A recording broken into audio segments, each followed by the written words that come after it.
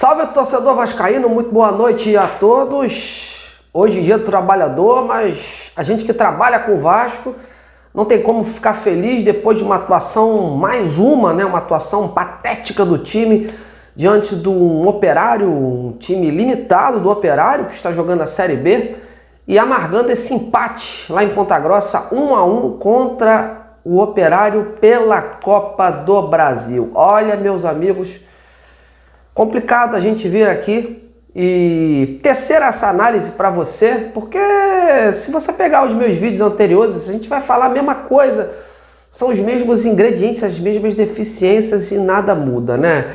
Essa atuação e esse resultado de hoje escancaram mais uma vez as deficiências e as lacunas desse time do Vasco, que continua aí mal trabalhado. É um time muito mal trabalhado, foi mal trabalhado pelo antigo treinador e ainda está presente essa marca aí nessa equipe. E nada vai tirar no momento o que a gente viu hoje. Muito difícil o próximo treinador que chegar vai ter que capinar muito para conseguir fazer esse time evoluir, fazer esse time render em campo e tirar aí essas deficiências que são visíveis. Eu estava vendo o jogo, eu peguei o papel e analisei, fiquei fazendo vários tópicos sobre esse time e tem tipo uma bíblia aqui, eu não tenho nem como aqui falar tudo que eu mencionei, eu vou tentar ser bem cirúrgico, bem objetivo, porque o Operário, meus amigos, na verdade, não fez muita força para empatar essa partida, né? Um pouquinho do que jogou mais no segundo tempo foi o suficiente para fazer o gol no Léo Jardim e chegar o Vasco levar esse empate. O time do Vasco, de bom, só aquele belo gol, aquele belo tapa na bola do Nuno, que tem se mostrado aí uma figura bem potente lá na frente, importante. Fora isso, nada. Aquele velho time engessado, aquele velho time lento, aquele velho time previsível, de deserto de ideias, acomodado, por sinal, que hoje a gente viu um time muito acomodado em campo, né? Aí você vai dizer, mas é o cansaço, é o desgaste. Bom, meus amigos, a gente não pode botar um véu, né, no nosso rosto, porque vários times aí brasileiros estão participando dessa maratona, estão tendo esse desgaste. E o Vasco vem sofrendo desses problemas físicos há bastante tempo. Há times que sofrem esse desgaste, rodam o elenco, é bem verdade, mas não tem essa queda no segundo tempo como é o Vasco. O Vasco volta para o segundo tempo com um time praticamente morto, um time cansado, né? O próprio Coutinho teve uma hora lá que ele abandonou a jogada, não conseguiu, já estava pedindo para substituir desde o início do segundo tempo. O Felipe não substituiu, demorou muito, acabou sentindo lá muito cansaço e acabou sendo trocado aí pelo Alex Teixeira, que nada acrescentou. A verdade é que as opções do banco do Vasco não acrescentam a esse time. É um time que vai ter que ter uma janela aí muito criativa em julho, porque a continuar essas opções que tem no banco hoje, só mudança de técnico não vai dar.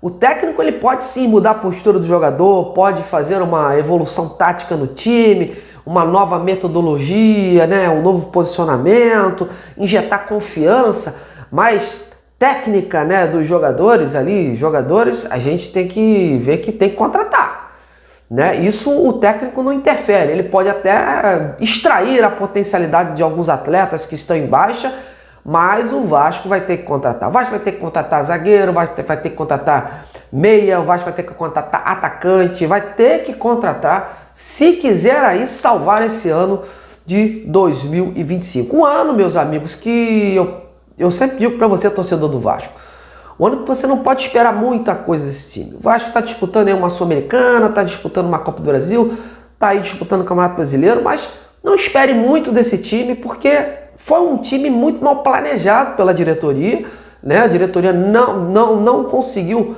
planejar com eficiência esse time e, para piorar, trouxe um treinador, o Fábio Carille, que não era o treinador para o Vasco nesta temporada, com todo o discurso que a diretoria injetou nesse ano. Então já começou mal aí. E o que acontece? Vai ter que recalcular a rota novamente. Essa mudança de rota, recalcular a rota, tem sido uma constância no Vasco. E não vai ser diferente. O Vasco vai ter que recalcular a rota com um novo treinador, que vai ter que trocar o pneu com o carro andando. Uma nova metodologia do trabalho. E fica difícil, né? Porque é um time que tem muita dificuldade de construir. A gente não vê uma ambição dessa equipe. É uma equipe muito parada, muito sem ímpeto ofensivo e aceitando fácil as condições impostas pelo adversário. Em determinado momento do jogo, se o time do Operário tivesse mais qualidade até que o daquele do Melgar, imprimiria ali um ritmo muito mais alucinante na partida e poderia até chegar, né? Por que não, ao gol de uma virada aí. É porque o time do Operário é um time limitado, né? Tecnicamente o Vasco tem jogadores melhores, só que eles estão jogando na sua casa, conhece aquele gramado em condições anormais, diga-se de passagem, mas não é uma desculpa, né? Porque se tá ruim pro Vasco, tá ruim pro Operário, tá ruim pros outros times que já jogaram lá, que já venceram do Operário. Então, o Operário se imprime mais força, se é um time mais com menos limitações, um time mais técnico, conseguiria chegar aí fácil a essa vitória. O Vasco, pro Vasco, diga-se de passagem, vamos botar entre aspas aí, ficou de bom tamanho, não é mesmo, né? Eu vi até uma declaração há pouco do Paulo Henrique, dizendo que foi um belo resultado, que beleza, que o Vasco vai jogar em casa. Beleza, mas a gente também tem que separar as coisas. Não vamos abraçar a mediocridade, né? O Vasco tem convivido com isso, né? E não dá para conviver com essa mediocridade sempre, né? Aceitando empates contra adversários mais inferiores e achando que está tudo beleza, né? Não está tudo beleza. O time do Vasco tem sérias deficiências, tem não só em termos táticos, né? Mas também em termos de peças, principalmente. E não é a mudança só do treinador que vai mudar isso aí, não. O Vasco precisa de muito mais.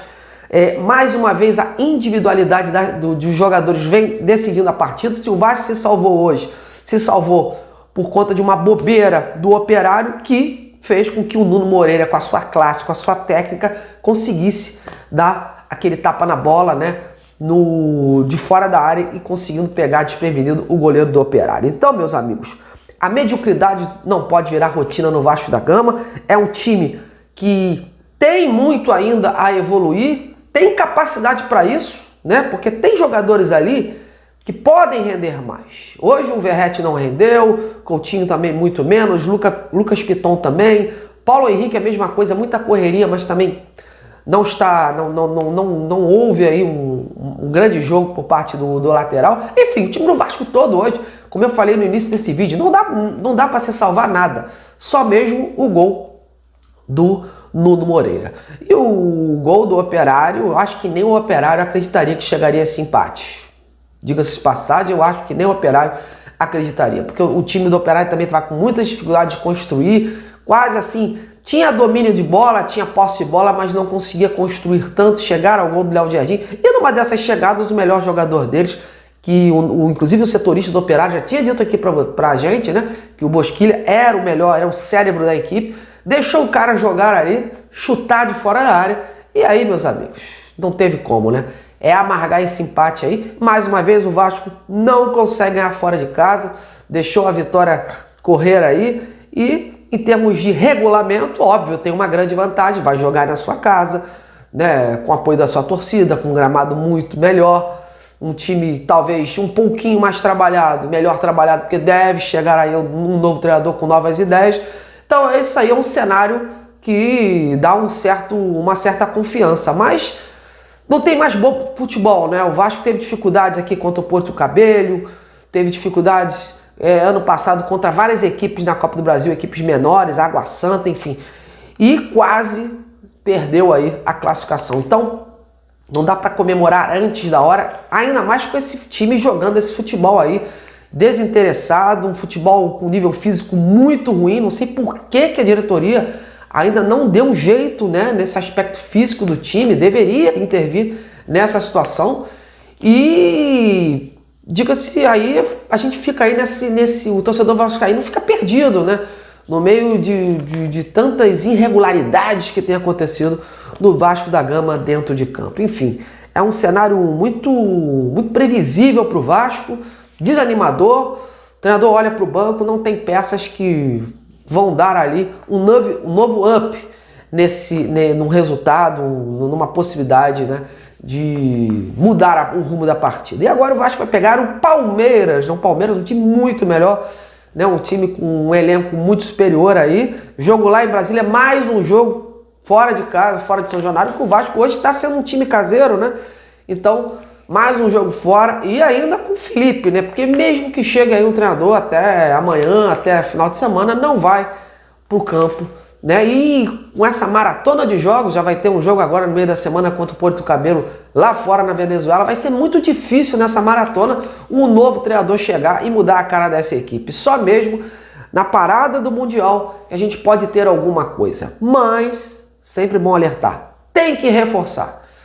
Só contratar técnico não vai fazer o Vasco mudar o seu patamar, mudar aí esse panorama aí. Tá muito difícil a gente conseguir assistir os jogos do Vasco da Gama. Bom, meus amigos, aproveite o feriado, esse pouco feriado que ainda tem pela frente aí, e gostaria que você comentasse quem foi o pior do time, que você viu aí Felipe, né, sendo treinador interino do Vasco nesse empate aí. E o que mais te aborreceu nesta partida? Então, comente, participe e vamos interagir juntos. Até amanhã!